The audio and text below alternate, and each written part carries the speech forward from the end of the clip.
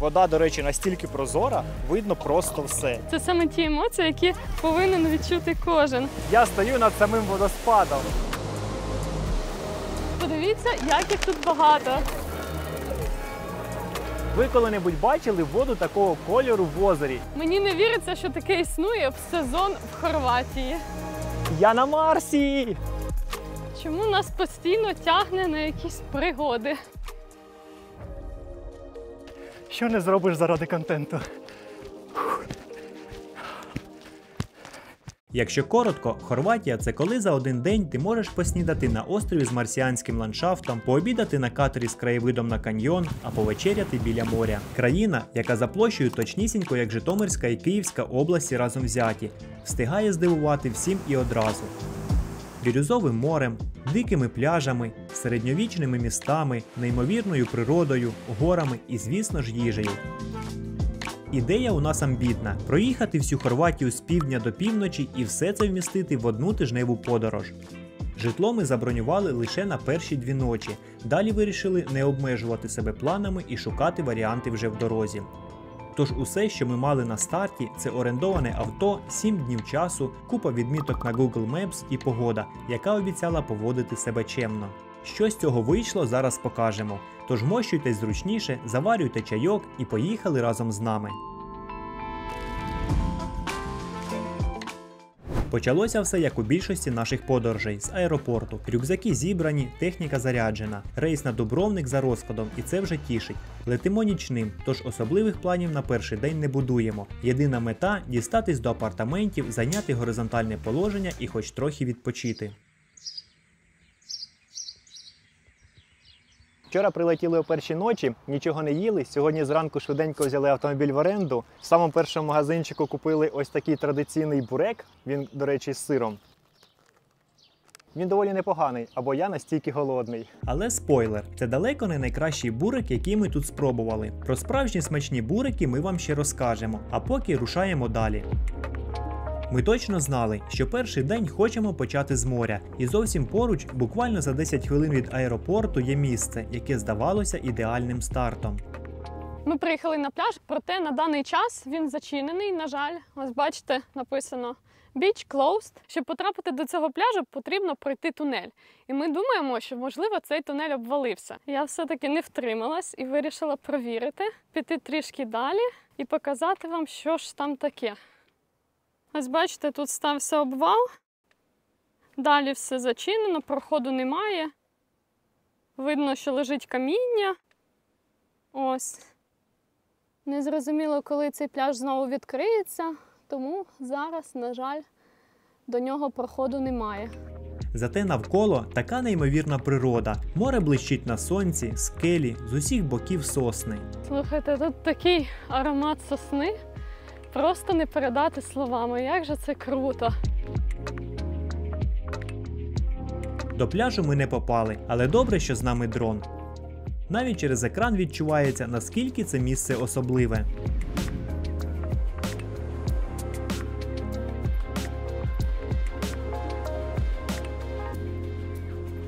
Хорватія зустріла нас такою зеленою і свіжою, що аж не віриться. І це тільки початок нашої подорожі. Попереду чекає ще ціла країна. Ми вирішили прогулятись лісом і знайшли оглядовий майданчик. Звідти видно шматочок того самого пляжу. Але не хвилюйтесь, на момент виходу відео пляж уже відкрили, тож не пройдіть повз таку красу. А ми сідаємо в авто і їдемо далі, до Дубровника. Це наше перше велике місто на маршруті, і вже з перших хвилин воно справляє враження. Світлі кам'яні будинки, затишні балкончики, кипариси, квіти – все виглядає по-особливому фотогенічно. Але перед тим, як досліджувати місто, ми вирішили дати собі другий шанс покупатися в морі.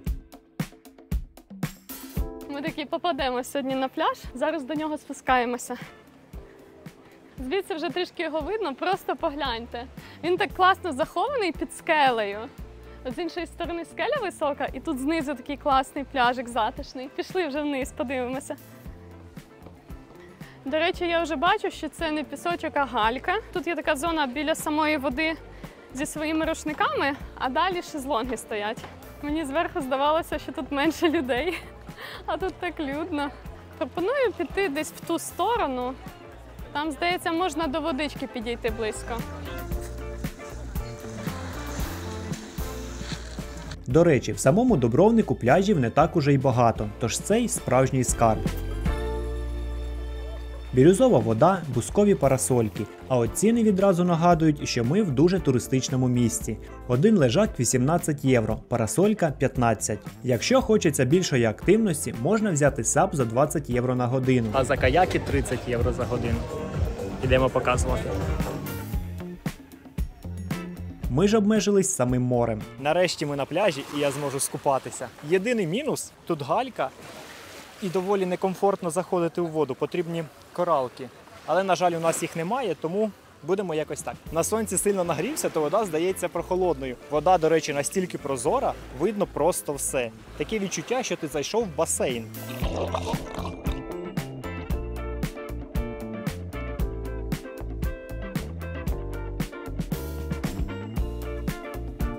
Поруч із пляжем пролягає гарна стежка вздовж води, а ще є пірс, звідки курсують прогулянкові катери, мабуть, на сусідні острови.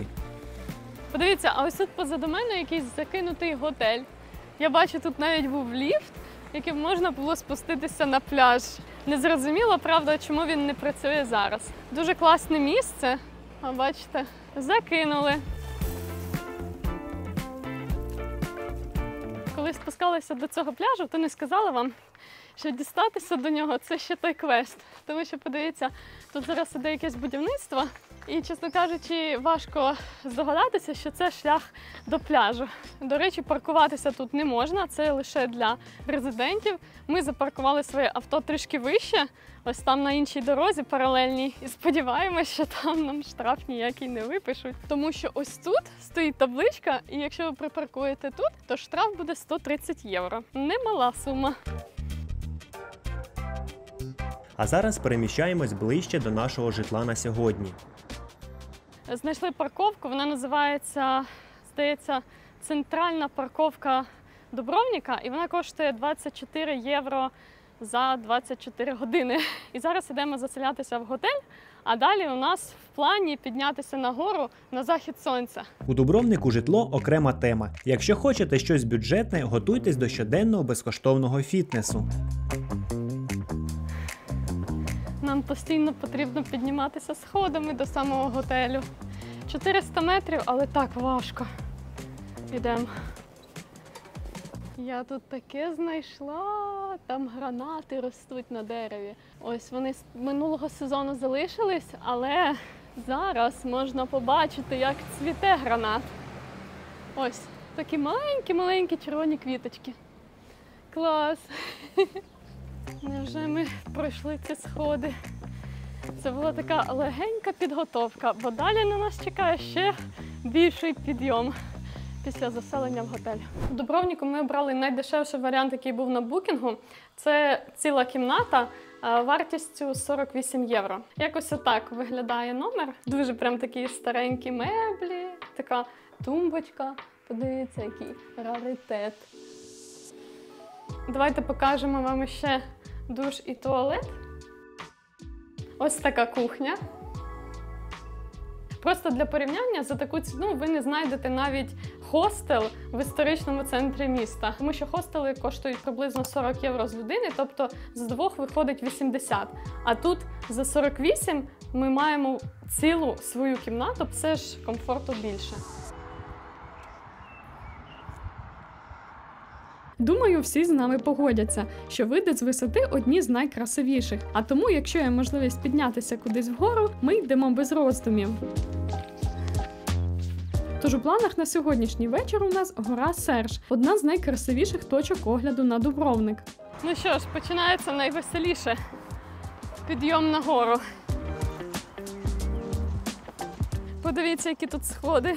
Я вам скажу, потрібно так досить довго підніматися наверх по таких сходах. Взагалі на Серж можна піднятися 4 способами. Для тих, хто хоче з комфортом, можна доїхати на авто або таксі. Ціни на таксі стартують від 30 євро, але можна торгуватися. Хочете ще й з краєвидами, є канатка. 30 євро з людини туди і назад. Ми ж обрали варіант пішки. Найскладніший, але й найдешевший. Але будьте готові, що це не так плавно і романтично, як здається. Насправді це 2 кілометри вщент розбитої кам'яної дороги з доволі крутим підйомом. До заходу сонця залишилося 35 хвилин, а Google каже, що нам іти ще 40 хвилин наверх до оглядового майданчика. Тому потрібно пришвидшувати темп. Сил немає, але пішли.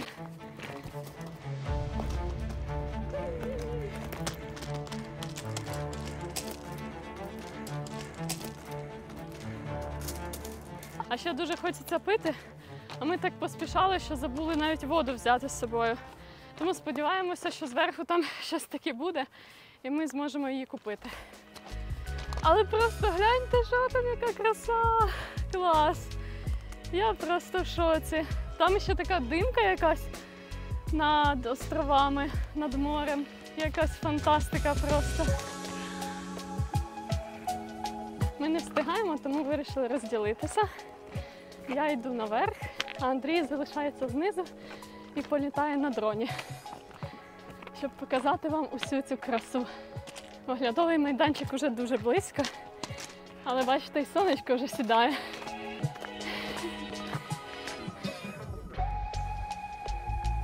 Я все-таки встигла. Зараз покажу вам усю красу.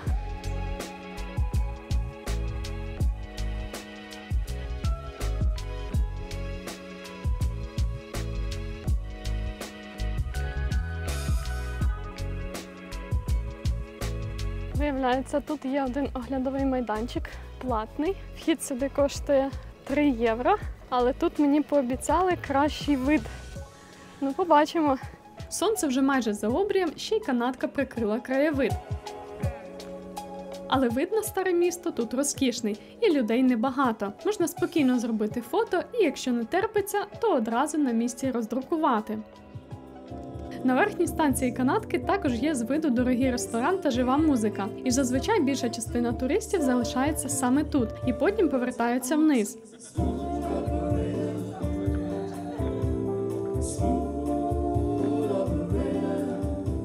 Але зовсім поруч знаходиться ще один оглядовий майданчик. Він відкритий, краєвид тут не псують стовпи та дроти канатки, і саме звідти було б ідеально видно захід сонця.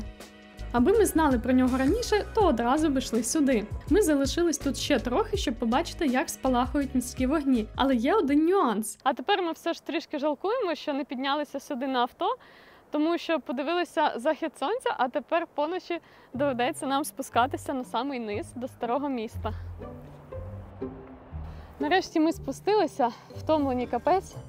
Тепер думаємо, чи варто нам іти ще в старе місто, щоб подивитися, як там все ввечері. Іти туди ще 19 хвилин вниз, але потім назад прийдеться підніматися до готелю. Тому не знаємо, що робити, йти чи не йти. Що думаєш, іти? Ну окей, тоді підемо. Встаємо і йдемо.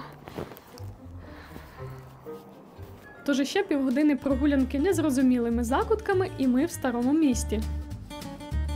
Як для 10-ї вечора на вулицях доволі людно, але атмосфера приємна. Фасади всіх основних будівель дуже гарно підсвічуються, а бруківка така блискуча, що здається, ніби щойно пройшов дощ. Насправді ж це за століття її так відполірували підошви. Ресторани та кафешки абсолютно всюди. Кожен провулок заповнений столиками та стільцями. Люди прогулюються в вечірніх нарядах, грають музиканти. Одним словом, нічний Дубровник нам сподобався.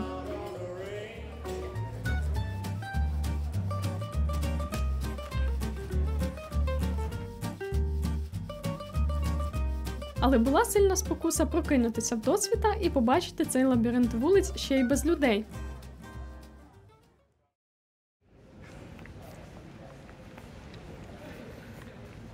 В Дубровнику майже кожен куточок як з фільму, але от зняти його як хочеться – ще те завдання. Тому ось цей штатив реально виручає в подорожах. Без нього багато кадрів просто не вийшли. І ще класно, знайшов його випадково на промі. Ну як випадково? Просто коли треба щось швидко, я зазвичай заходжу саме туди. Там, до речі, зараз сезонні знижки. Я й сам подумаю ще щось докупити. Тож, якщо ви хотіли придбати щось собі чи на подарунок, гляньте, може знайдете щось корисне. І ще фішка. Якщо оформити підписку для своїх, то будуть безкоштовні та безлімітні доставки. Посилання залишили в описі під відео. Старе місто Дубровник невелике, і сховатися від величезного потоку туристів у цьому місті складно. Тому радимо починати прогулянку рано вранці. Тоді у вас принаймні буде кілька годин, перш ніж прибудуть перші групи з туристами. Перш за все, ми хотіли побачити без натовпів езуїтські сходи, бо зазвичай сюди шикуються черги, щоб зробити фото. І дехто з вас уже, мабуть, зрозумів причину їх популярності. А ось ці сходи точно впізнають фанати серіалу «Гра престолів», тому що по них спускалася Серсея Ланністер оголеною, і всі кричали «Шейм, шейм, шейм».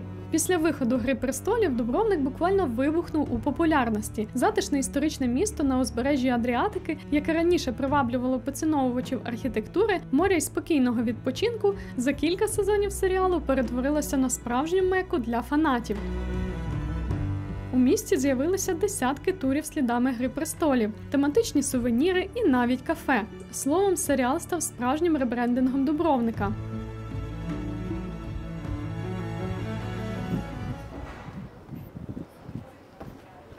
Опана, а що це тут таке лежить?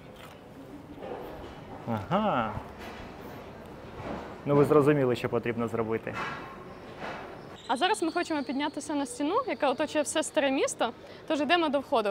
Щоб піднятися на стіну, потрібно заплатити 40 євро, але ми просто не можемо вам її не показати, тому ми вирішили, що я піду сама, а Андрій залишиться в старому місті.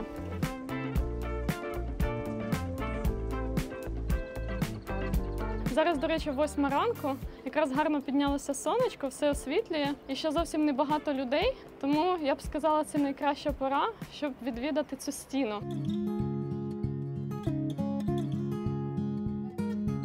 Міські стіни в Дубровнику будувалися з 10 до 17 століття. Їх висота від 4 до 25 метрів, а загальна довжина стіни майже 2 кілометри. Тож на прогулянку стіною варто закладати години-півтори, а то й 2, тому що постійно хочеться зупинитися, знімати або просто помилуватися краєвидами. Чого тільки вартий оцей вид зі стіни. До речі, у цій бухточці можна взяти каяк і поплавати навколо мурів. Ціна, правда, кусюча – 40 євро година.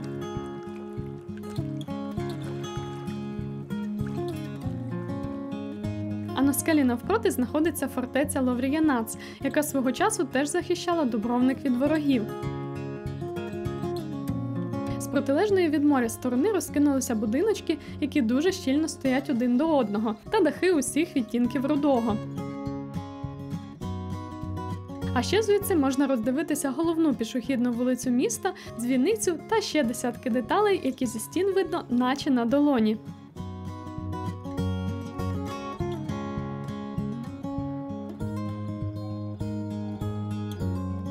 Без сумніву, одним із найкрутіших відчуттів у прогулянці стіною є те, що ти йдеш на рівні з верхніми поверхами будинків і бачиш їх так, як не зможеш побачити, гуляючи по землі.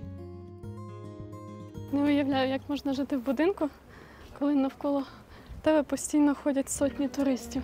Поки туристи фотографують кожен камінчик, хтось просто поливає квіти у себе на балконі. Повсякденне життя йде пліч-опліч із віковою історією, і ніхто нікому не заважає.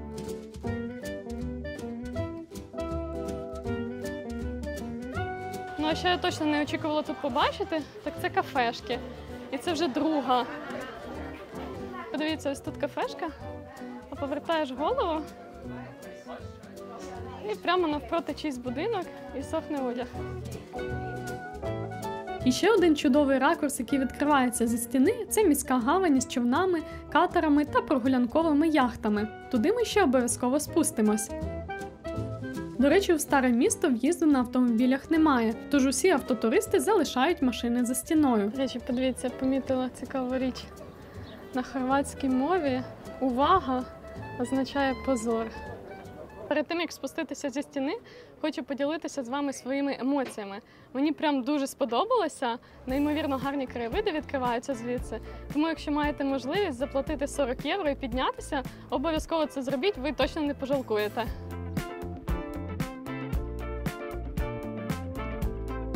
Але самими краєвидами ситий не будеш. Тож, як вам і обіцяли, показуємо заклад традиційного хорватського перекусу. Він знаходиться в старому місті Дубровника і називається Холі Бурек. Фішка цього закладу в тому, що можна не лише скуштувати бурек, але й подивитися на процес виготовлення цього пиріжка. Секрет смачного бурика у дуже тонкому тісті. У хороших майстрів тісто розтягується до метра в діаметрі, і це справжнє мистецтво. Далі тісто змащують олією і викладають начинку. Вона може бути з м'яса, сиру, шпинату чи картоплі. Починають закручувати так. Ви просто подивіться, яке тоненьке тісто. Я бачу, як воно просвічується. Така дуже довга сосиска вийшла.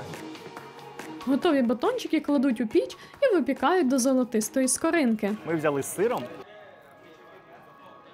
Дуже добре відчувається, що тут дуже багато слоїв тіста і дуже смачний сир всередині. Вона дуже м'якенька із скоринкою. Якщо ви будете в Дубровнику, то я вам раджу сюди завітати. Ви можете подивитися як процес виготовлення, так і його скуштувати. Перекусивши буриком і побродивши вузькими вуличками міста, не поспішайте покидати центр Дубровника до опівдня, бо на площі Гундулич вас чекає одна дуже цікава місцева традиція. Щодня опівдні на цій площі годують голубів, і зараз ми все це будемо спостерігати. За 15 хвилин до 12 голуби вже починають злітатися. Подивіться, як їх тут багато. Рівно о 12:00 над містом лунають дзвони. Зграї голубів злітають угору і починають кружляти над головами туристів. А потім виходить працівник муніципалітету і висипає 7 кілограмів корму.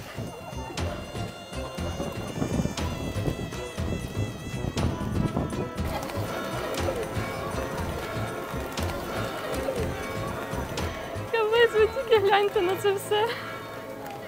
Клас!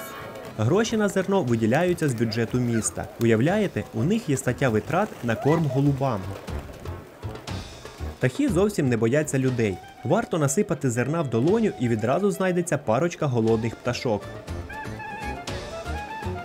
Все дійство триває не більше 5 хвилин, але емоцій дарує багато. А ще на площі можна застати ось такий ринок, де можна купити різні смаколики, різні сувеніри, персики, нектарини, клубника. А ще тут продається місцева лаванда. Її вирощують на острові Хвар. Також цей острів ще називають Лавандовим островом. Вдень у місті стає дуже спекотно і людно, тож туристи потрохи перебираються ближче до води, на набережну біля старого міста. Саме звідси відходять човни до острова Локрум, популярного місця для втечі від спеки та натовпів. А ще тут відкривається цікавий шматочок історії міста. Звідси вирушали кораблі Венеційського флоту, а дубровницькі купці вели торгівлю з Італією, Африкою та навіть Близьким Сходом. Сьогодні ж усе змінилось, і на місці колишніх майстерень з'явились тераси кафе і ресторанів. А як на рахунок пляжів, спитаєте ви? Як уже згадували, у самому місті купатися не особливо зручно. Пляжами тут вважаються скелі та бетонні плити, хоча є і більш цікаві варіанти. Якось, наприклад, один із 2 прихованих барів Буза, що розташовані прямо на краю старих міських мурів.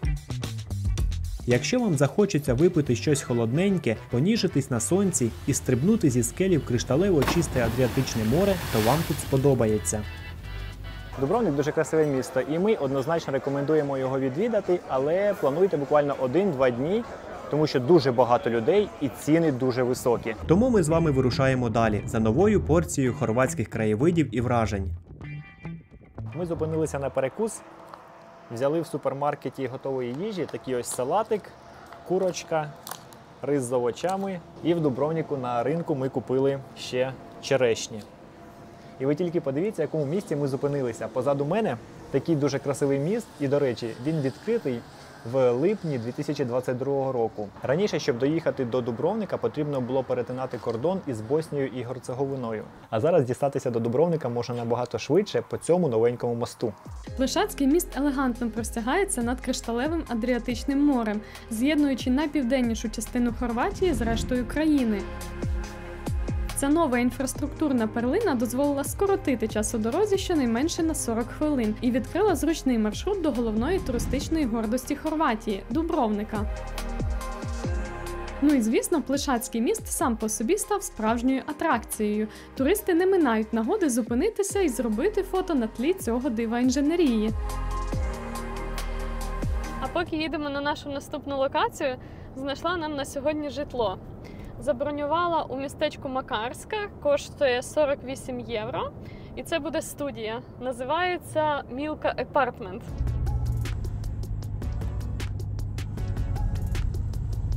Зараз їдемо в одне унікальне місце. Сюди в'їзд обмежений. А що це є, покажемо вам згодом.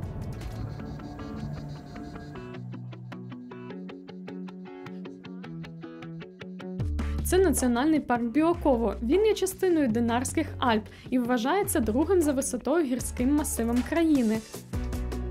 В'їзд сюди платний і коштує 15 євро з людини. Кількість авто теж обмежена, пускають лише 20 автомобілів на годину. В національному парку мешкає понад 1500 різних видів рослин і тварин, значна частина з яких зустрічається тільки в Хорватії і ніде інде. А ось і перші місцеві мешканці. У нас тут ситуація. У нас коні на дорозі. Подивіться, які вони красиві. Це, до речі, дикі коні, які тут проживають. О, привіт! О, привіт! Привіт! Погладь його. Такі зустрічі тут не рідкість, тож будьте готові до несподіваних заторів. А ще майте на увазі, що дороги в Біоково дуже вузькі, іноді настільки, що доводиться здавати назад. Ваше місце призначення знаходиться ліворуч.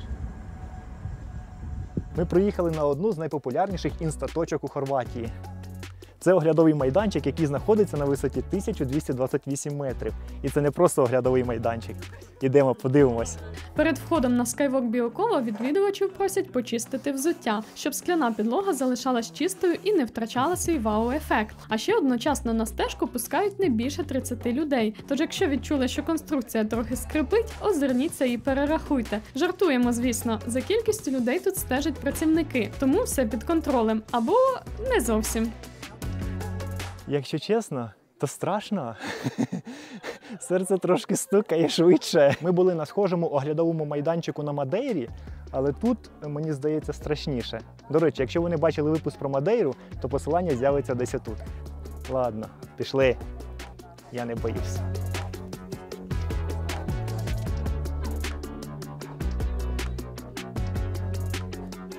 Але краще вниз не дивитися. Ух. Тільки починаєш дивитися вниз, і відразу хочеться триматися за поручень або стати сюди, тому що дійсно такий адреналінчик. Зараз відпущу.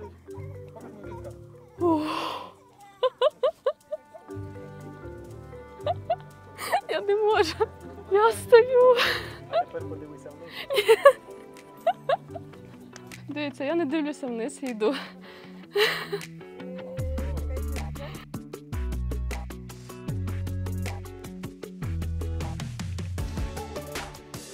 Цей підковоподібний оглядовий майданчик виступає на вражаючі 12 метрів від скелі. Конструкція виконана зі стійкого залізобетону, на який було укладено повністю скляну підлогу. З платформи Skywalk Біоково відкривається захоплюючий краєвид на Макарську рів'єру, куди ми поїдемо завтра, півострів Пелешац і деякі хорватські острови, такі як Брач та Хвар.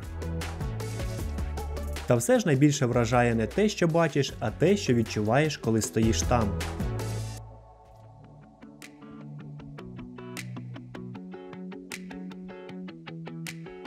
Це саме ті емоції, які повинен відчути кожен, коли переборюєш свій страх і ось так стоїш, дивишся туди вниз, а там прірва. Це просто не передати словами, це треба відчути. Це 100% рекомендація. Сюди приїхати і ось так пройтися. Особливо тим, хто боїться висоти.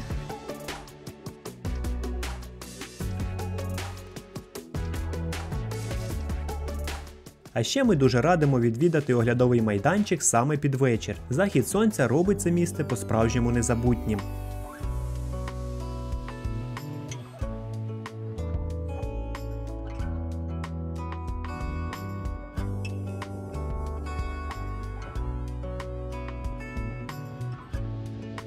Проте Skywalk – лише одна з численних принад парку. Тут є ще гірські маршрути і найвища вершина – Святі Юре, висотою 1762 метри. До неї веде 20-кілометрова дорога, яка також є найвищою асфальтованою дорогою в Хорватії.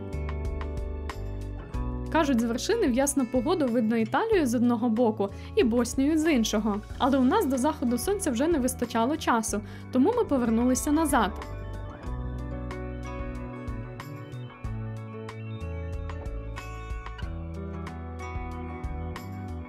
Як ви, мабуть, пам'ятаєте, на ніч ми зупинилися у невеликій студії в Мілка Апартмент.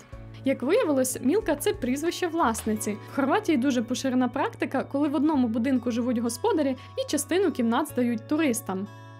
А вранці нас чекав приємний бонус. З вікна відкрився неймовірний вид на гору Біоково, ту саму, куди ми щойно разом мандрували. А сьогодні в планах дослідити найгарніші пляжі Макарської рів'єри.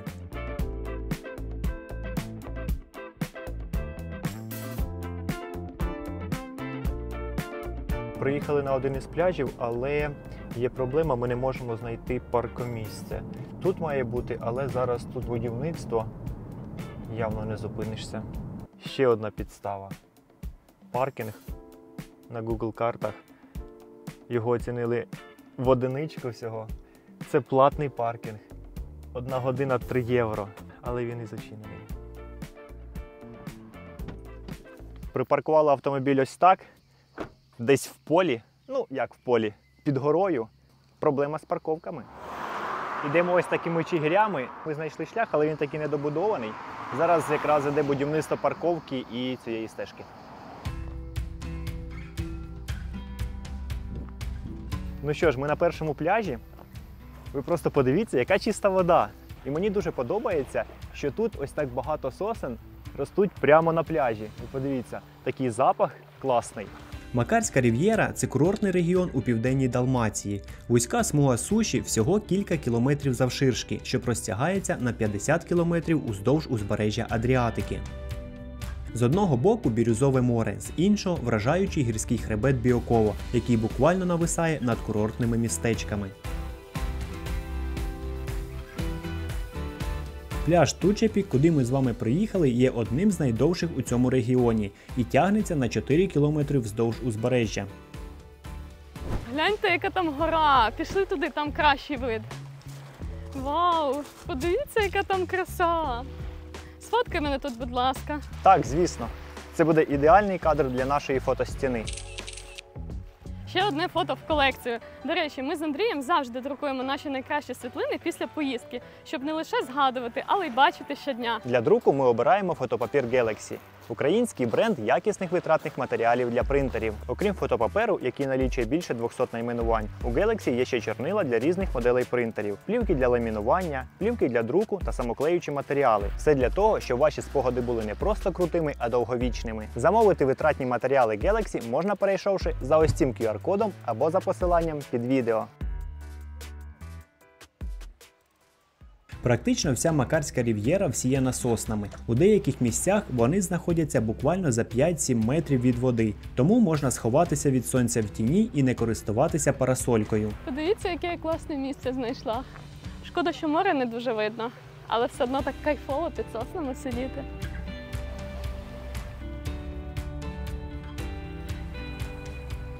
Пляжі в Хорватії майже скрізь галькові, пісочні трапляються рідко. Тому в місцевих крамничках справжній хід продажів – це гумові капці. Без них заходити у воду – ціле випробування.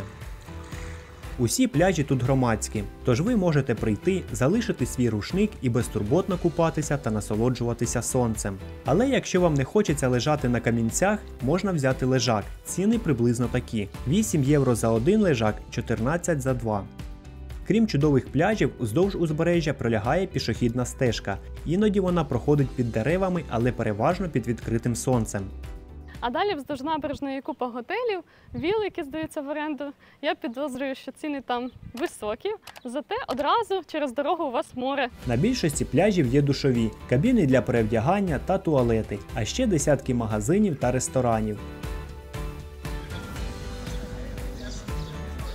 Нарешті о 12-й годині ми будемо снідати, але ви подивіться, з яким видом.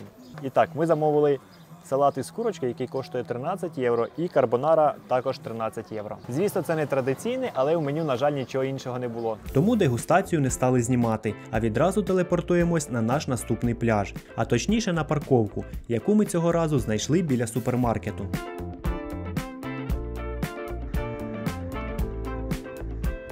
А зараз ми шукаємо шлях до нашого наступного пляжу.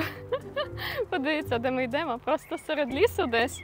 Ми побачили, що є таких два цивілізованих входи на пляж з однієї сторони, з іншої, але звідти потрібно ще хвилин 40 іти. Ми вирішили зайти десь посередині, але тут насправді дороги немає. Я не знаю, чи ми дійдемо, чесно кажучи, сюдою. А поки це не схоже на стежку, яка веде до пляжу. Але навіть звідси Google каже, що потрібно йти 20 хвилин.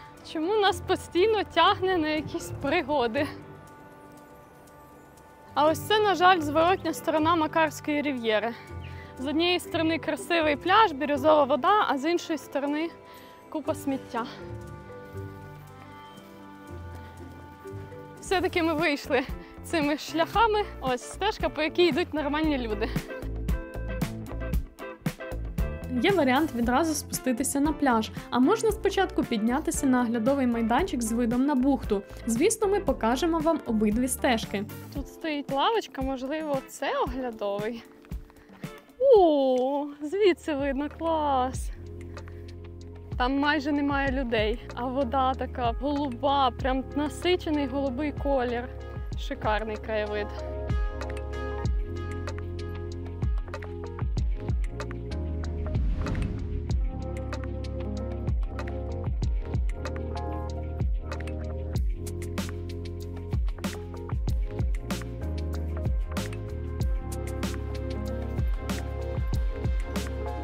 Ми починаємо наш спуск, тому що пляж знаходиться під горою. Ви подивіться, ось уже цей пляж. Він невеличкий, але, правда, дуже затишний, мені подобається. І я вже з нетерпінням чекаю, як залізу в воду. Падаю, так хочеться. Ідемте швидше.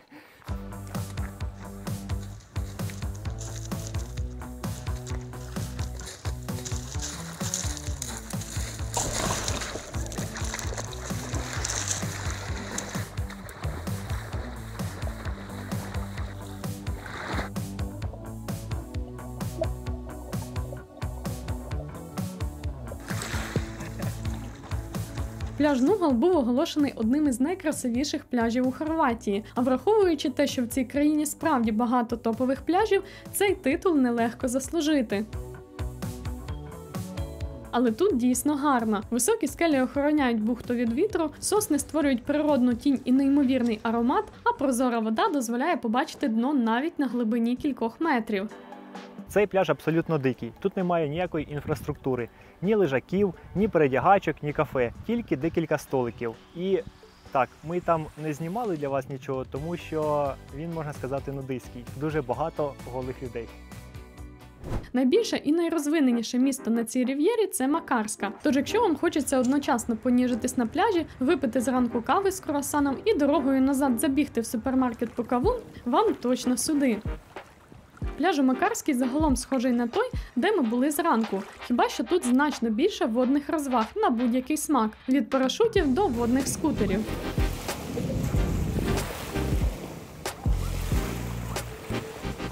І, звісно, більше людей.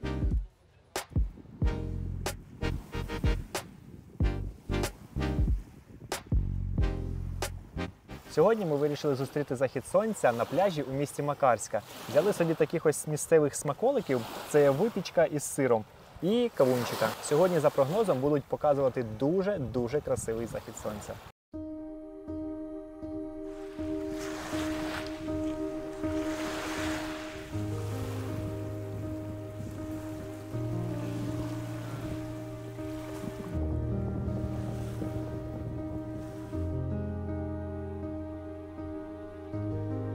а на ночівлю ми вирушаємо далі в інше місто – Оміш. На сьогодні ми забронювали ось таку невелику студію. Тут є, в принципі, все. Є плита, холодильник, таке велике ліжко. Ціна її 52 євро за ніч. І ось така ось ванна кімната. З душем. Дивіться, тут така наліпка, що продезінфікована. Я такого ще не бачив. У Хорватії, до речі, дуже серйозно ставляться до якості туристичного житла. Тут діють суворі стандарти, і якщо ви бачите біля входу ось таку темно-синю табличку, можете бути впевнені, що житло офіційно зареєстроване та відповідає усім вимогам щодо якості обслуговування.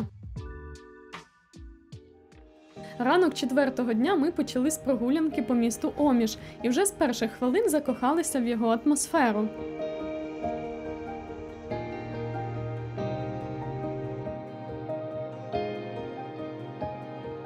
Оміш нам сподобався в першу чергу за красивий ландшафт.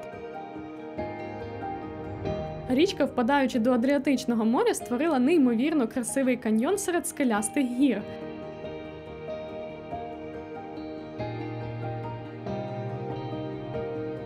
А вся ця природна краса гармонійно поєднується з квітами, черепичними дахами та старими будиночками, що розкинулися на її берегах.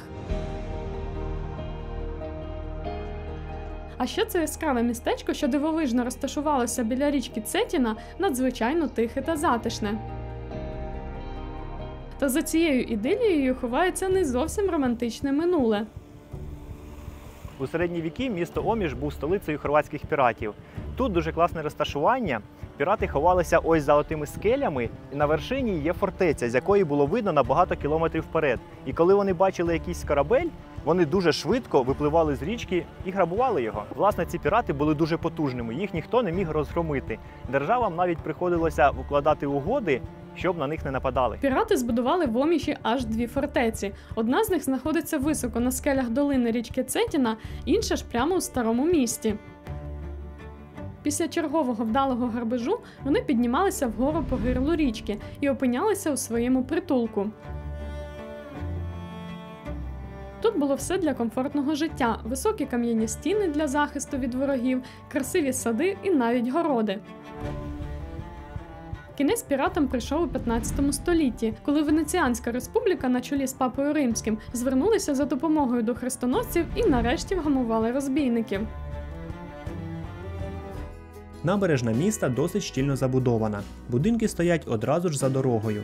На правому березі переважно новобудови, а на лівому знаходиться старе місто. Також тут є променад для вечірніх прогулянок та порт із човнами. Старе місто тут набагато менше, ніж у Дубровнику, але точно має свій неповторний шарм. Тут за класикою є площа, церква та головна вулиця, з якої, як павутинка, розходяться дрібніші провулки. Часом вони настільки вузькі, що в них ледь поміщаються ліхтарі. Також можна помітити, що деякі будинки побудовані в італійському стилі. Справа в тому, що раніше це місто було під владою Венеціанської республіки, тому ось така архітектура тут також є. Пройтись центром можна хвилин за 15, але щось підказує, що вам захочеться провести тут трохи більше часу, щоб випити кави, зазирнути у місцеві крамниці чи піднятися на одну з фортець.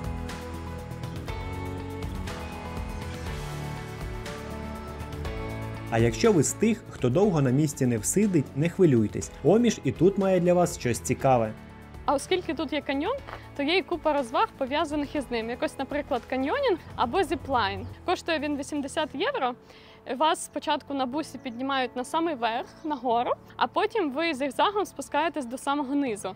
Також тут можна прокататися на човні, ми щойно бачили, як везли туристів в каньйон. І взагалі можна орендувати свій човен і пропливтися. Ну, коротше, це класне місце для тих, хто любить активний відпочинок. Міським пляжем Оміша є Веліка плажа. Це головний пляж Рів'єри і популярне місце літнього відпочинку в Хорватії. Пляж дійсно великий, чим підтверджує свою назву.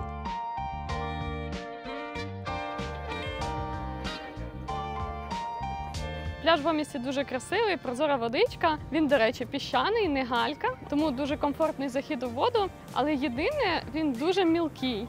Зате дуже класно, якщо ви відпочиваєте з дітьми. Оміш – чи не єдине місце у Хорватії з піщаними пляжами. Вони тут утворилися завдяки річці Цетіна, яка мільйони років тече через скелі, перетираючи каміння на дрібний пісочок.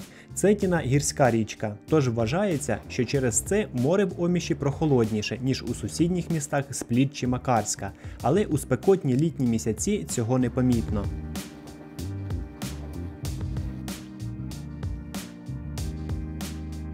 А ще незвично було побачити тут пальми замість сосен. Місто Оміш нам дуже сподобалось, тож радимо вам запланувати сюди візит і подивитися вживу. Воно того варте, повірте. А далі на нашому маршруті місто Спліт.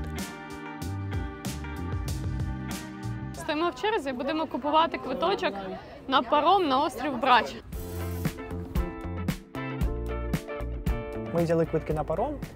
Ціна з дорослого 6,50 євро і з автомобіля 26 євро в одну сторону. Найближчий паром був на 12:30, ми приїхали за півгодини раніше, але, на жаль, не помістилися на нього. І тепер от така от підстава. Нам потрібно чекати більше 2 годин в машині в черзі на сонці.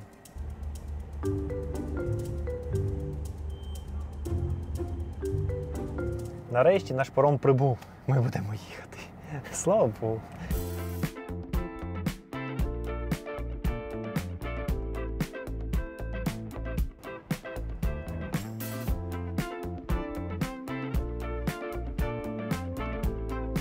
Що ж, ми припаркувалися вже на паромі і йдемо досліджувати його, бо нам пливти 1 годину.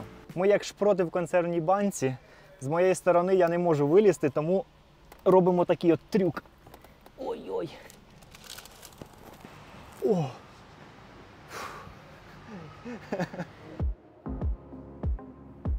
Пароми з міста Спліт на острів Брач курсують регулярно, але врахуйте, графік змінюється залежно від сезону. Тому перед поїздкою обов'язково перевіряйте актуальну інформацію в інтернеті. В дорозі ви проведете близько години, але в сезон накидайте ще годину, а то й більше на чергу до парома, тому що при купівлі квитка не резервується конкретний рейс.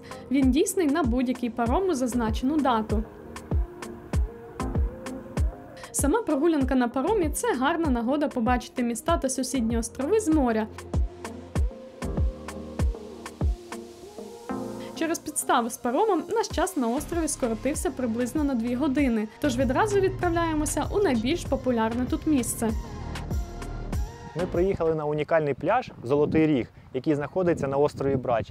Але поки що виглядає це не дуже привабливо, ще й за парковку заплатили 10 євро. Цей пляж вважається найкращим пляжем Адріатики, тому у нас були дуже високі очікування щодо нього. Але як це часто буває, реальність виявилася трохи прозаїчнішою. Ну що я вам можу сказати? На даний момент це найбільше розчарування в Хорватії.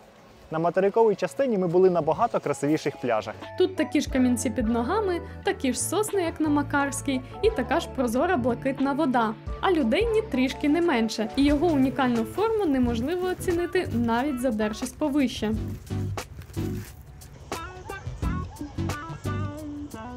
Єдине, заради чого можна сюди поїхати, це кадри з дрона. Вони тут справді виходять шикарні.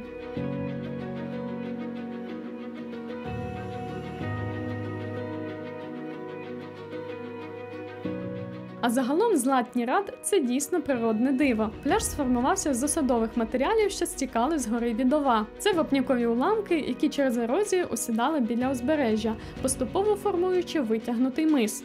Вони врешті і сформували пляж, який постійно змінює свою форму, залежно від вітру, морських течій, погоди та інших природних явищ. До речі, бачите кінчик пляжу, що схожий на витягнутий язик? Так от, стелити рушник на цій частині пляжу не найкраща ідея, бо хвиля від найближчого катера може зробити вам несподіванку. Наші речі трішки накрило хвилею.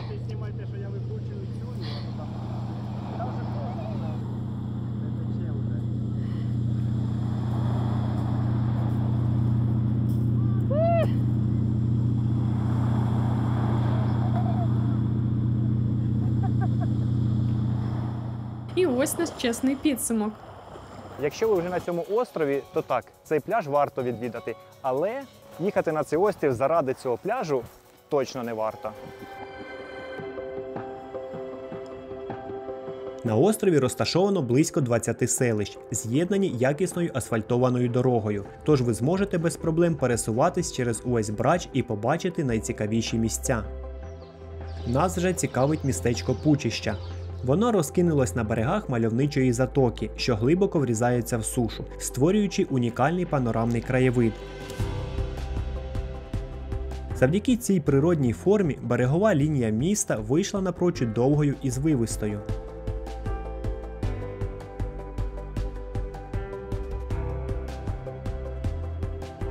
Вулиці цього містечка просто всипані красивими будинками в середземноморському стилі, з нотками ренесансу і венеційської архітектури. Але найбільше Пучища відоме не архітектурою, а високоякісним білосніжним мармуром, який експортується в багато країн і який використовували в будівництві багатьох пам'яток світу, зокрема Білого дому у Вашингтоні. Сонце почало опускатись до горизонту, тож ми вирушили в бік парому. Хорватія зачаровує своїми заходами сонця, і хоча ми вже не раз бачили цю красу в інших куточках країни, просто неможливо не зупинитися серед дороги і не помилуватися краєвидом.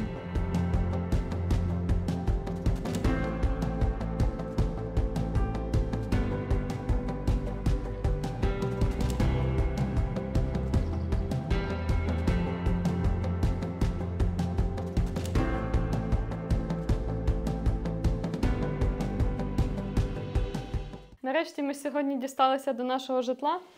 Зараз 11 ночі, тому дуже швиденько вам розкажемо. Це у нас такий гестхаус. Щоб потрапити сюди, ми просто пройшли селф-чекін, ввели пароль на вхідних дверях, а потім був інший пароль на нашій кімнаті. І подивіться, як все тут у нас красиво.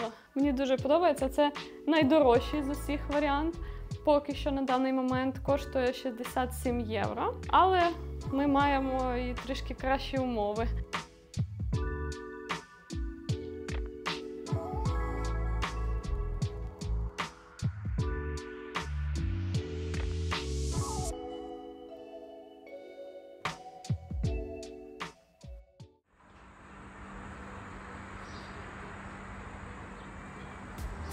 На сьогодні у нас амбітний план. Ми хочемо відвідати аж 2 національних парки. Це Крка і Плітвіцькі озера. Зараз ми якраз їдемо в Крку. Щоб встигнути все заплановане, ми обрали маршрут автомагістральну. Але за комфорт і швидкість доведеться трохи заплатити. Принцип оплати наступний. На в'їзді на платну дорогу ви отримуєте квиток, а на виїзді платите за фактом, залежно від того, скільки кілометрів проїхали. Thank you very much. Bye. Проїзд 56 км по платній дорозі обійшовся нам 4,20 євро. Біля входу до національного парку Крка є велика безкоштовна парковка. Квиток у парк можна купити онлайн або в касі. Вартість залежить від сезону. З червня по вересень один квиток коштує 40 євро, але після 15:00 є можливість купити його зі знижкою за 30 євро. Територія парку дуже велика, і для зручності туристів є такі автобуси, якими можна переміщатися до найцікавіших локацій. Автобуси їздять досить часто, кожні 15 хвилин, тож давайте сідати, щоб не пропустити цей.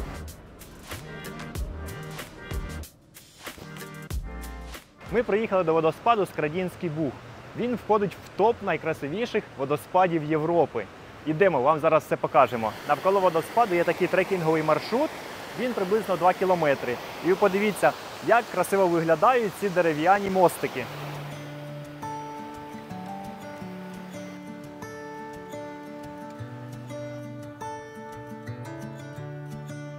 А ось тут є міні-музей, де можна подивитися, як працював водяний млин.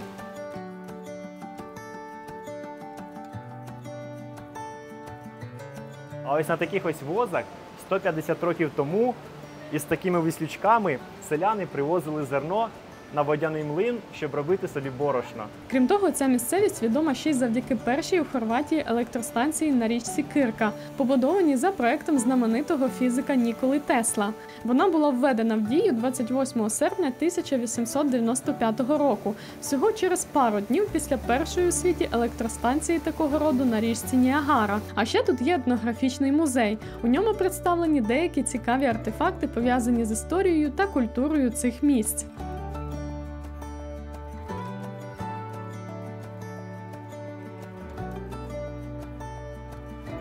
А ось і перший оглядовий майданчик на водоспад. Я просто в шоці, як це можливо. Такий колір води, класний, насичений, голубенький. І оцей будиночок так доповнює композицію. Просто гляньте, яка краса.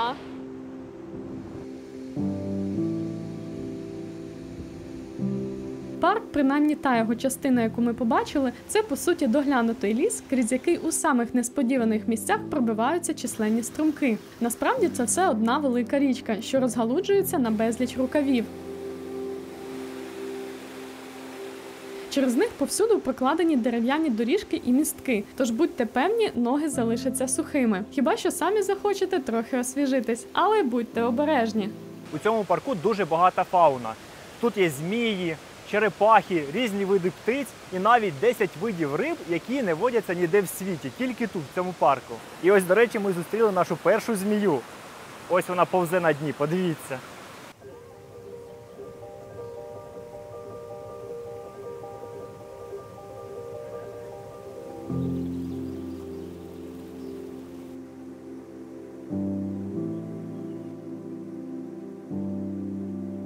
Щось мені підказує, що цю рибку тут підгодовують, бо вона прямо під місточком чекає. Парк дуже красивий, мені дуже подобається, природа просто неймовірна. Єдиний і великий мінус – це туристи. Їх дуже багато. Ось такими групами по 40-50 чоловік всі ходять. І якщо ви хочете більш-менш без людей погуляти в цьому парку, то потрібно приходити на відкриття, тобто о 8 ранку. Більшість туристів рухається головною стежкою, але якщо звернути трохи вбік, то можна знайти ракурси, які не побачиш з основного маршруту. Ми зараз підходимо до ще одного дуже класного оглядового майданчика. Я вже бачу, дивіться, один водоспад, другий, третій. Ну це неймовірно класно. І, до речі, ми були з цієї сторони водоспаду, ось ці оглядові майданчики. Але, як на мене, з цієї сторони водоспад виглядає набагато краще.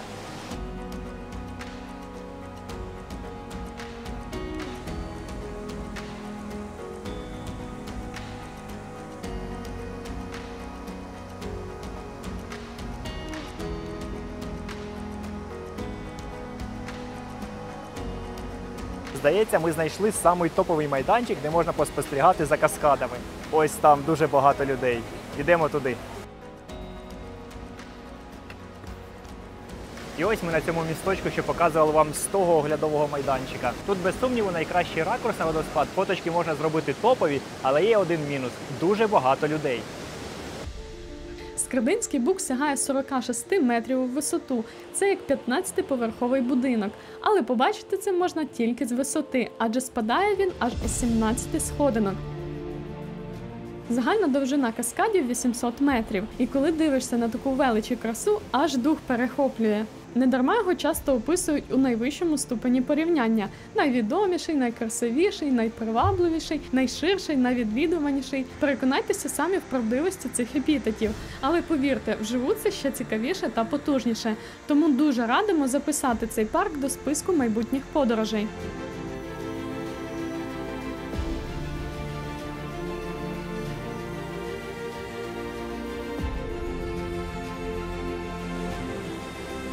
Але тут просто гігантські риби і їх дуже багато. Дайте мені сачка, я зачерпну одну на вечерю собі.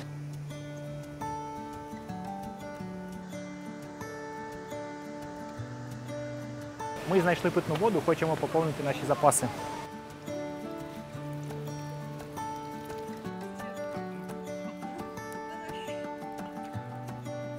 Холодненька. Добре. Парк надзвичайно великий, ми б залишилися ще, але в планах сьогодні відвідати ще один національний парк. Це Плітвіцькі озера. Тож поїхали.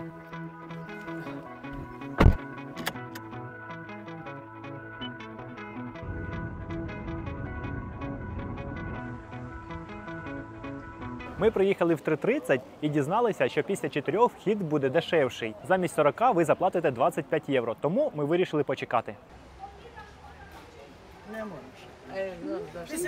Плітвіцькі озера – це справжній туристичний символ Хорватії. Крім того, це найбільший національний парк країни, який охоплює територію в 300 квадратних кілометрів.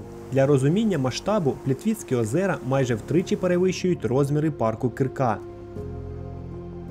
Тут значно більше території для дослідження, але й відстані між локаціями відповідно довші. В національному парку Плітвіцькі озера офіційно прокладено 7 основних маршрутів. кожен позначений літерою. Ми обрали маршрут Сі, який дозволяє побачити як нижні, так і верхні озера, і ідеально вписується у ті 4 години часу, які у нас залишилися на дослідження парку. По всій території парку є ось таке маркування, щоб ви йшли по своїй стежці, яку обрали. Я бачу, люди ходять прямо під водоспадом, я вже хочу туди. Так що давайте, йдемо швидше. Ви коли-небудь бачили воду такого кольору в озері? Я, наприклад, ні. Я просто кайфую від цього, ви подивіться!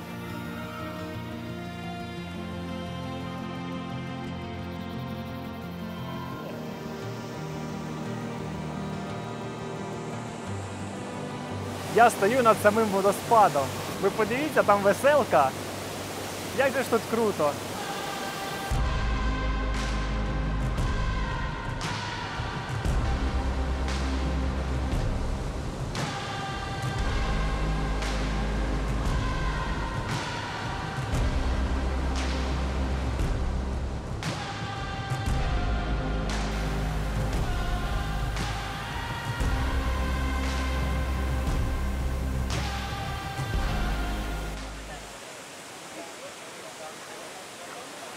А ось і найбільший водоспад. Масштаби просто вражають.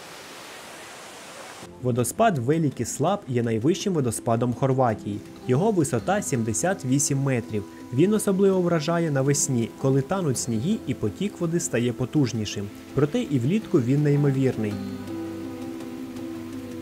А ще тут скрізь летять бризки, і сонечко підсвічує їх, і така класна атмосферна картинка виходить. Але наберіться терпіння і приготуйтеся до натовпів, бо майже кожен турист, який приїхав у Хорватію, вважає за потрібне опинитися на Плітвіцьких озерах.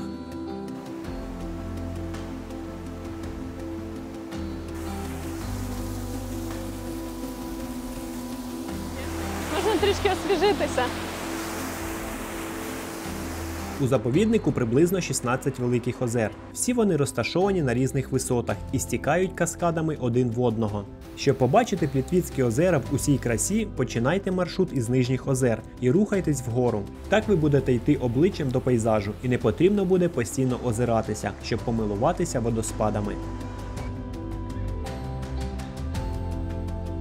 Дивлячись на усю цю красу, виникає питання, як же усе це утворилося? Якщо зовсім коротко, то десь за 15 тисяч років до того, як з'явився YouTube, річка Корана протікала тут через вапнякові поклади, а вапняк – камінь м'який і піддатливий, тож вода легко витягує з нього мінерали. Коли така мінералізована вода виходить на поверхню, вона вивільняє вуглекислий газ, і мінерали починають осідати на камінні, рослинах та гілках, утворюючи кам'яні нарости. Їх називають травертином. З роками ці шари ставали дедалі вищими і перетворювались на природні перешкоди або дамби. Вода затримувалась за ними і так утворювались озера. А де вода переливалась через край, там з'являлись водоспади.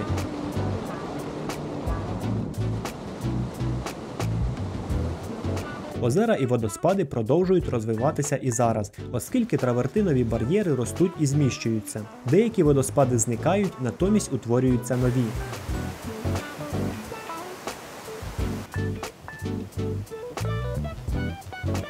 А ще травертин виступає природним фільтром і зберігає озера чистими, затримуючи бруд і домішки. Далі можна зрізати маршрут корабликом, який входить у вартість квитка. Підстава. Ми не влізли в кораблик. Чекаємо наступний. Правда, ми не знаємо, через скільки він буде. Думаємо, в сезон за 4 години в парку можна провести добру половину часу в чергах. І це, звісно, один з його мінусів. Тому, якщо маєте вибір, краще приїжджати не в розпал літа. Серпень особливо людний, тож радимо обирати спокійніші місяці – восени чи навесні. Що ж, нарешті наш кораблик приплив, грузимося. Кораблики пливуть з інтервалом в 30 хвилин.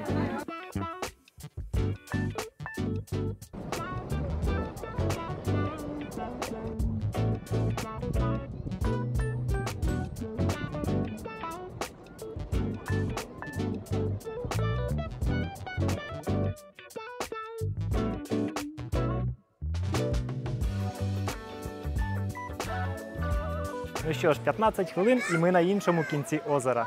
Проте нас висадили зовсім не там, де ми розраховували. Замість протилежного берега озера ми опинилися в іншій точці. А до водоспадів звідси ще щонайменше 40 хвилин пішки. Парк зачиняється через годину, а потрібно закласти ще час на повернення. Хочемо для вас відзняти ще один водоспад, точніше декілька, але ми вже не встигаємо до закриття парку, тому приходиться ось так ось викручуватись. Фу, що не зробиш заради контенту.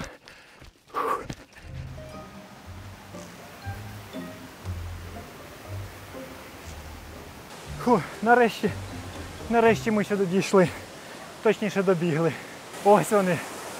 Супер, не зря бігли, точно. Я мокра, мені дуже жарко. Зате ми встигли, ще й побачили такий класний захід сонця. Подивіться, яка краса, і навколо ні людини.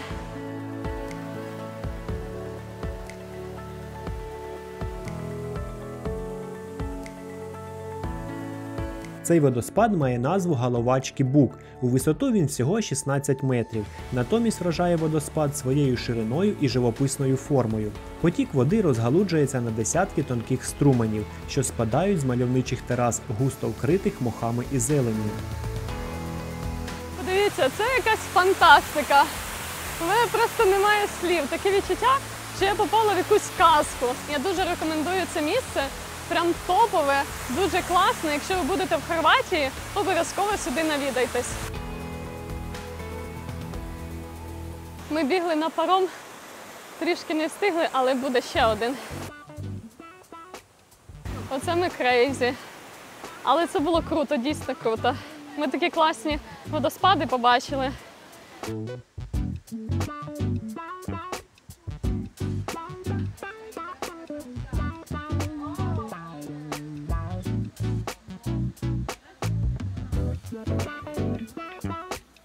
До парковки можна повернутись ось таким колісним потягом. Він безкоштовний і входить у вартість квитка. Ми залишилися ще трохи помилуватися заходом сонця на Плітвіцьких озерах, і парк за традицією покидали вже останніми.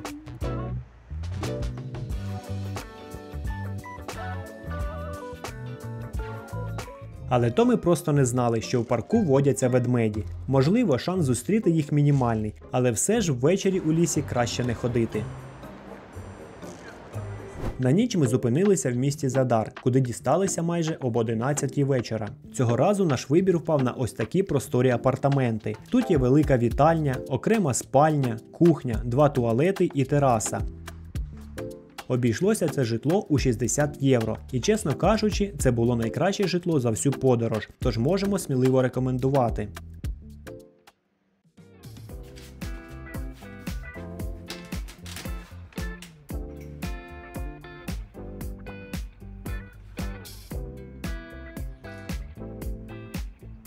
Задар – одне з найстаріших міст Хорватії. Воно насправді невелике. Все найцікавіше знаходиться за ось цією стіною в історичній частині міста. Зараз ми якраз туди направляємося і все вам покажемо.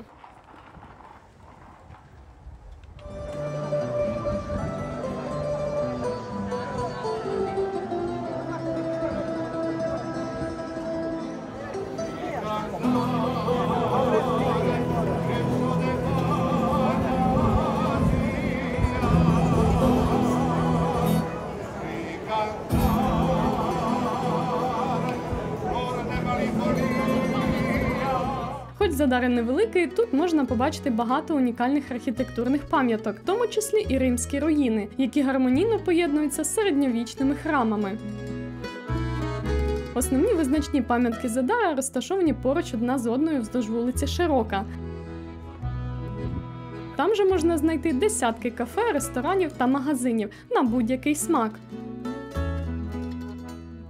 З пам'яток архітектури нам особливо запам'яталася ось ця церква Святого Доната. Монументальна округла будівля в візантійському стилі, але основну нашу увагу привернула розташована поруч дзвіниця. Хочемо піднятися ось на цю вежу, там є оглядовий майданчик. Ціна 4 євро.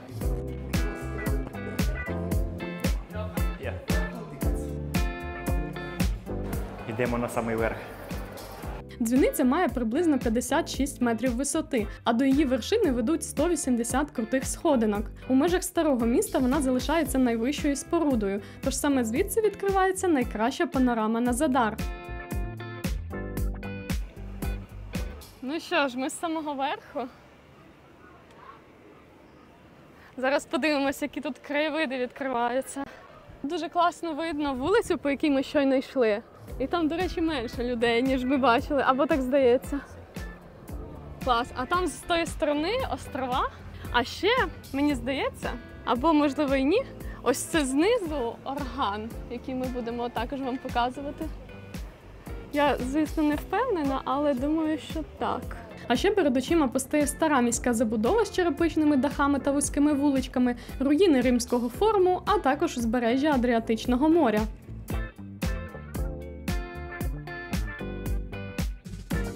До моря ми з вами ще дійдемо, а поки пропонуємо погуляти містом. Окрім прогулянки головною туристичною вулицею, радимо час від часу звертати вбік. Стіни Задару приховують багато цікавинок.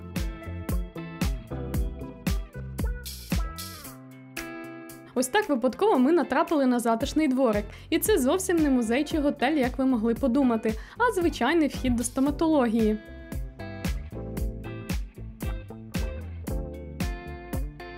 Ще одне місце, на яке варто звернути увагу в Задарі – це площа 5 криниць. Її побудували в 1574 році під час османської облоги міста.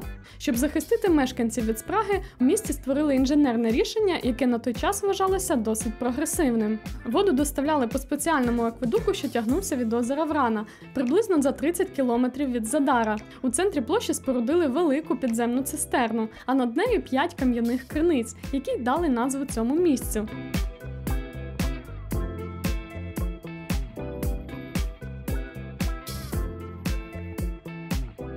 Після прогулянки старим містом обов'язково вирушайте на набережну. Саме там розташована одна з найцікавіших сучасних пам'яток не лише Задара, а й усієї Хорватії.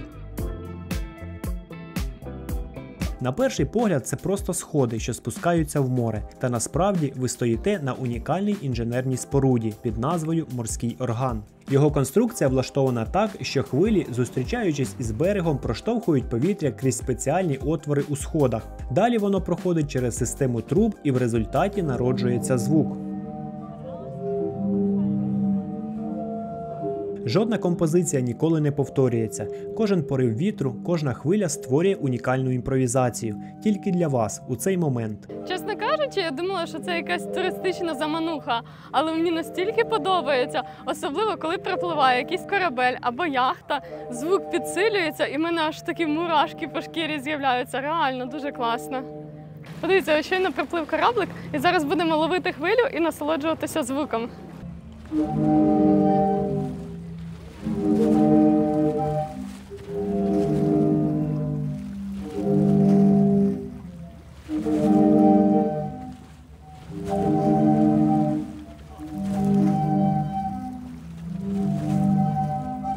Крім морського органу, тут у 2008 році з'явилася ще одна міська інсталяція під назвою «Привіт сонцю». Вдень вона накопичує сонячну енергію, а після заходу перетворюється на вражаюче світлове шоу.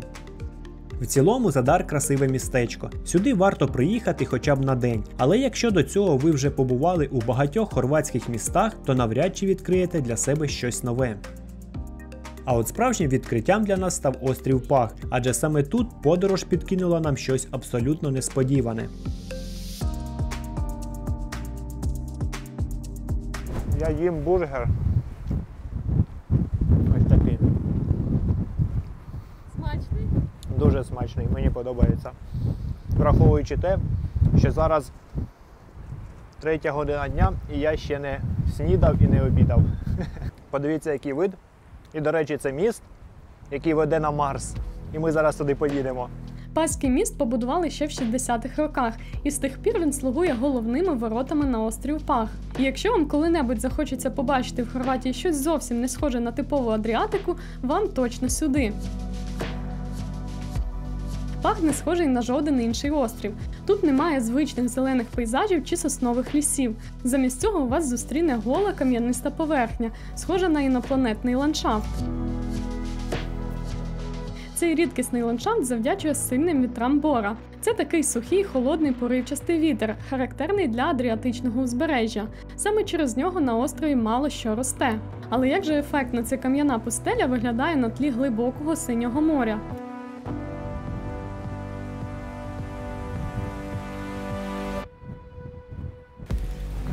Подивіться, тут навіть гойдалка є. І так дивно. Ось буквально сусідні острова, вони повністю зелені, а цей такий пустельний. Дуже цікаво.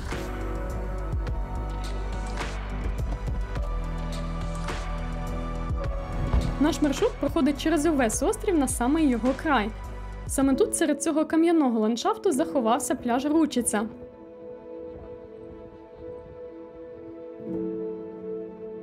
Подивіться, як ідеально він вписався в ці пустельні пейзажі. І хоча тут є ознаки цивілізації у вигляді маленького кафе і проката каяків, все одно перше, що відчувається на цьому пляжі, це простота і дикість.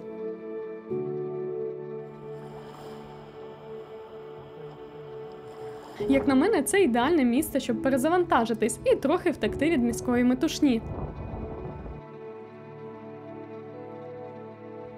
І тут ніколи не буде стільки людей, як на популярних курортах. Але Ручиця – це тільки початок, бо далі ще цікавіше. А ось це, власне, і є стежка Life on Mars Trail. І ми по цій стежці зараз будемо йти до нашого наступного пляжу. На Марс воно так на трієчку, звісно, тягне. Але дуже цікавий все одно пейзаж тут.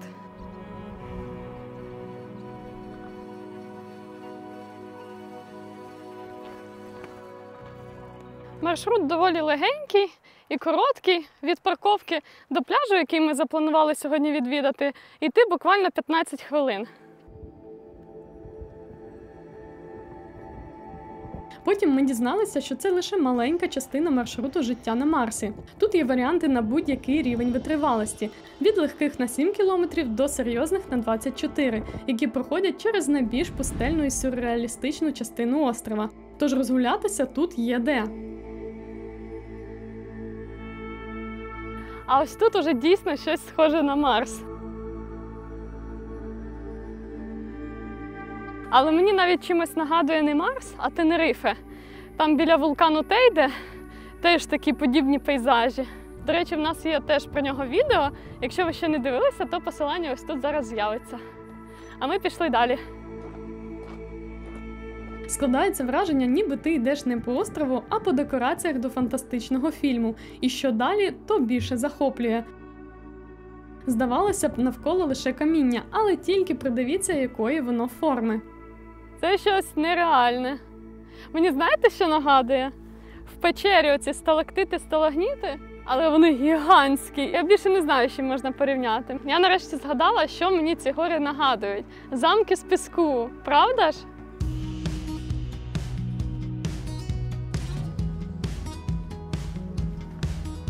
О! А ось і пляжик. Я вже в передчутті, що ж там буде за краса. Гляньте, абсолютно безлюдний пляж.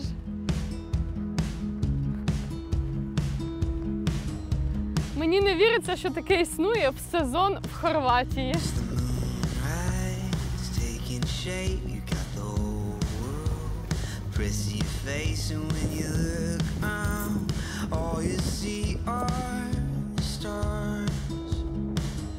Оточений скелями та залитий вечірнім сонцем, цей кришталево чистий пляжик є справжньою прихованою перлиною острова Паг. Називається він Берітніца. Можете відмічати на своїх мапах бажань.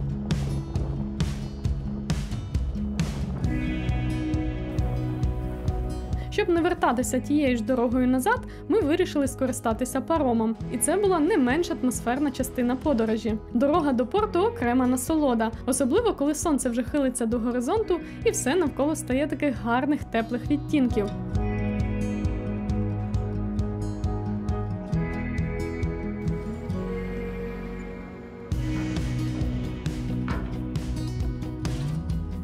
І ще маленька порада для тих, хто захоче приїхати на Паг. Обов'язково залишайте собі хоча б один повний день на острів, щоб дати собі час насолодитись ним наповну.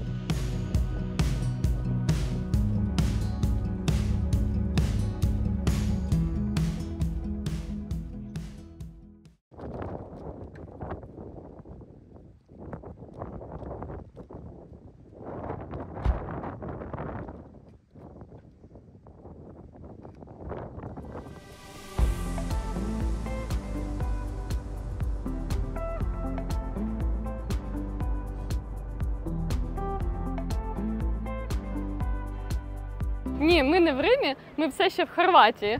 У нас залишається буквально 3 годинки до літака, тому ми вирішили показати вам місто Пула. І позаду мене знаходиться найбільш знамените місце в Пулі – Римський амфітеатр. Всі знають лише знаменитий Римський колізей, але не всі здогадуються, що в світі збереглися й інші давньоримські амфітеатри, трохи менші за розмірами, зате іноді в набагато кращому стані.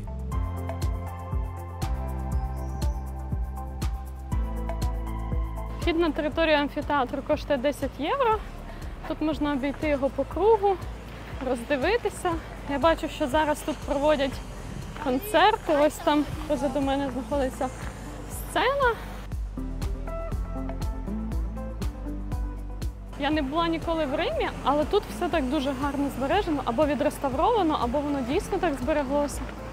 Мені подобається. Амфітеатр у Пулі менший за колізей на 50 метрів, але зберігся практично повністю і виглядає приголомшливо. Арена була побудована у 1 столітті нашої ери. За розмірами та кількістю глядачів амфітеатр у Пулі посідає 5-те місце у світовому рейтингу римських амфітеатрів. На першому, звісно ж, колізей у Римі. Місткість арени в період її активного використання становила 23 тисячі чоловік. Для порівняння, колізей вміщав аж 50 тисяч глядачів. Втім, на нашу думку, заходити всередину не обов'язково. Вулиці проходять просто вздовж арени, тож іззовні відкривається чудовий огляд. Можна спокійно все роздивитися і не платити за вхід.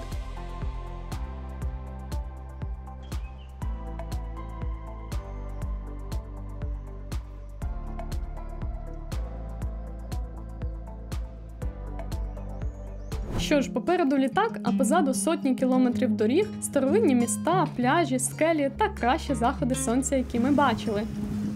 Ця подорож вийшла насиченою, як добрий хорватський бурик, і трохи непередбачуваною, як той пляж біля аеропорту, до якого ми так і не потрапили. Але саме такі пригоди роблять мандрівку живою та справжньою. Дякуємо, що були з нами в цій поїздці. Якщо вам сподобалось відео, будемо раді зворотньому зв'язку. Кожен ваш лайк та коментар – це не просто маленька приємність для нас, а й відчутна підтримка україномовного контенту. А якщо хочете подорожувати з нами й далі, обов'язково підписуйтесь на наш канал та натискайте на дзвіночок, щоб не пропустити наступні відео. До нових мандрівок і бережіть себе!